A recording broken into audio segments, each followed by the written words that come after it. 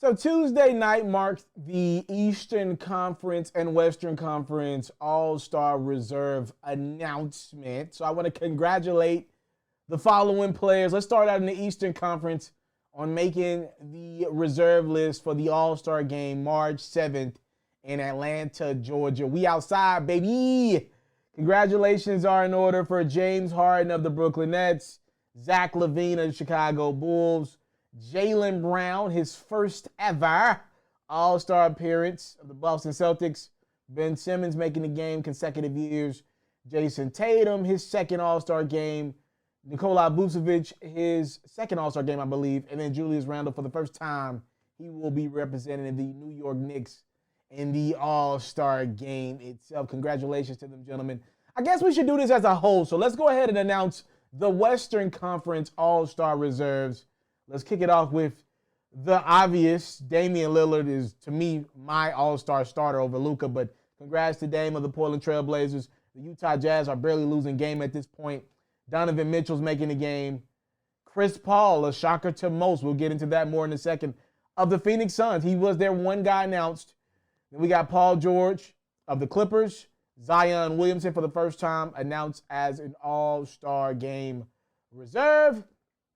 Rudy Gobert, I'm fine with the Jazz getting two guys. We'll get in that more in a second as well. And then Anthony Davis of the Los Angeles Lakers, who's had an up-and-down season. He will not be a part of the festivities, so Devin Booker has already been announced as the replacement for AD. I kind of want to start there. That's the most notable one to me. I'm not the biggest Devin Booker fan. I'm not sold on him, and I know this dude has put up over 70 points in the game. Let's be clear. I know he got moves, and I know he can get a bucket. I am not sold. So a lot of guys can score in the league, right? For me, it's like, okay, you got all the moves in the world. Your footwork is incredible. But are you really not going to care about the other end of the court? Because a lot of guys, we're going to look back historically speaking, and we're going to see guys that average 28 points. It's going to be guys like Bradley Beal, Devin Booker. These guys are going to have great career points per game averages, right? But we're also going to look at their win-loss column. I mean, Booker's been on a lot of bad teams. Bradley Beal's been on a lot of bad teams.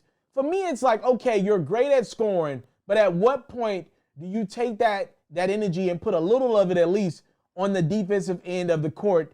So for me, Devin Booker's been one of those guys where I know he can get a bucket. He's one of the best in the game at doing that. It's not 20 guys better than him at getting a bucket. But it's like, all right, are you going to commit to defense? Because he's 6'3", 6'4". He's big enough. He's tall enough. He could move his feet, at least be able to lock up a point guard. So I've never had Devin Booker as one of my top 10 in the game. A lot of people have already put him there. I have not.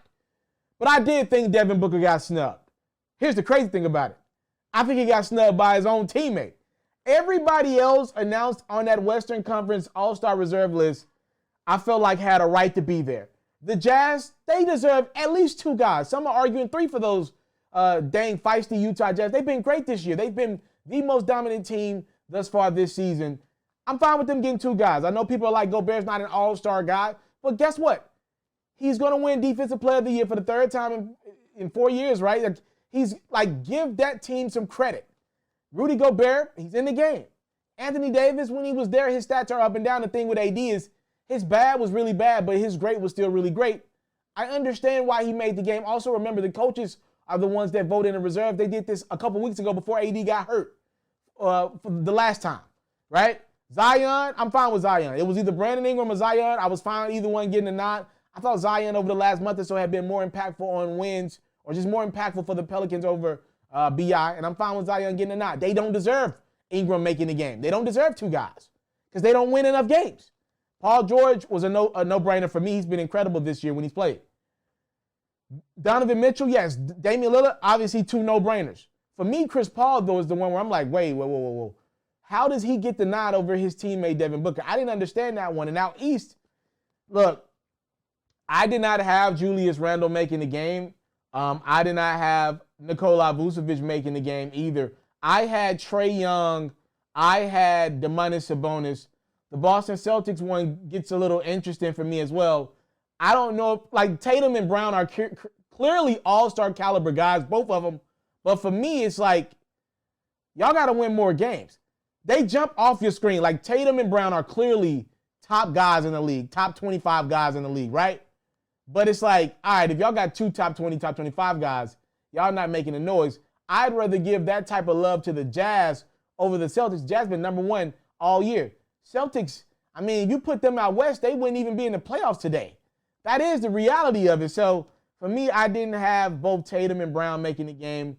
Vucevic, I did not. For me, Vucevic, I mean, he puts up good numbers, but not great numbers. He plays for the Orlando Magic. They're not good. And more importantly, they're irrelevant. At least with the Celtics, I can say they're up and down, but they're relevant. People tune in to watch Boston night in, night out, because I do believe that should be a part of All-Star. There's nobody on God's green earth going to see the Orlando Magic on the road play because of Nikola Vucevic. How are you an All-Star when nobody wants to see you play? That make a lot of sense to me. Harden, a no-brainer. Zach LaVine, he was on my list. So what I want to do right now is throw on the screen a list of guys who have an argument or a case to be made about being snubbed. I had Chris Middleton on my All-Star list. The reason why he didn't make it, I believe, is because the coaches knocked the Bucks for losing more games than usual. They're like 3rd out East. They're usually 1 or 2 out in the East around this time of the year. I had Middleton on my All-Star list. Fred VanVleet, he's been coming on of late. I think if the coaches did that vote today, it'd be tough to keep VanVleet off of that list, or Siakam as well. Brandon Ingram, Bi's having a good year. Like I said, I can't go him and Zion. Christian Wood's on social media complaining about not making a game. I'm like, yo, you've missed like the last month of the season. He's been good, but not an all-star, not to me at least. Jimmy Butler missed too much time. Jeremy Grant, if he continues to play like how he's playing now, the Pistons go out and win more games next year, he'll make the game. I had DeMar DeRozan on my list of all-star reserves out west. The Spurs have been around that 4 to 6 spot out west pretty much all year. I would have rewarded them with a guy. DeRozan's been good enough to make that game. I'd rather reward winning over a guy putting up great numbers but doesn't commit to playing defense. That's just me, personally. Sabonis, like I said, I had him in the game. Yeah, that's my overall impressions of the all-star list, all-star snubs, who I had making it, who I didn't have making it. You can never get these things 100% right. Like I said, you can't go wrong with Jaylen Brown and Jason Tatum. For me this year, though, as great of a year these guys have had statistically, individually, they're too damn good not to win more games. Some of these games they're losing, they're just too good to lose them. They're just too good to lose them. Part of the problem is, like out east, you got Bradley Beal. He's an all-star starter. His team was awful when the coaches made this. I know the Wizards have been playing better as of late, but when they did the vote, the Wizards were awful. He's a starter because he's balling. He's going to have a ripple-down effect. So maybe you still see a guy like Zach LaVine make the game, but that probably knocks a guy like Chris Middleton off the list, a guy like Trae Young off the list, who was an all-star game starter last year. Out west, I mean, pretty consistent. I don't really, outside of the Chris Paul surprise, that was the one.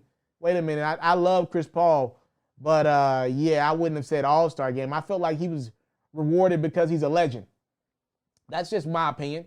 Y'all let me know what y'all think about the all-stars out east, out west in the comment box below. I thank you guys so much for the time, love, and support. It's what I don't take for granted. Salute. I'm out. Catch full new episodes of FERRO's music-based platform every day only on YouTube at It's Mr.Taliaferro. You can also find clips, updates, giveaways, and more on Facebook, Instagram, and Twitter, also at It's Mr.Taliaferro. For all basketball fans, make sure you tune in to FERRO's daily highlights, reports, and commentary on YouTube at HoopsFERRO, and even more updates on Facebook, Instagram, and Twitter at HoopsFERRO as well.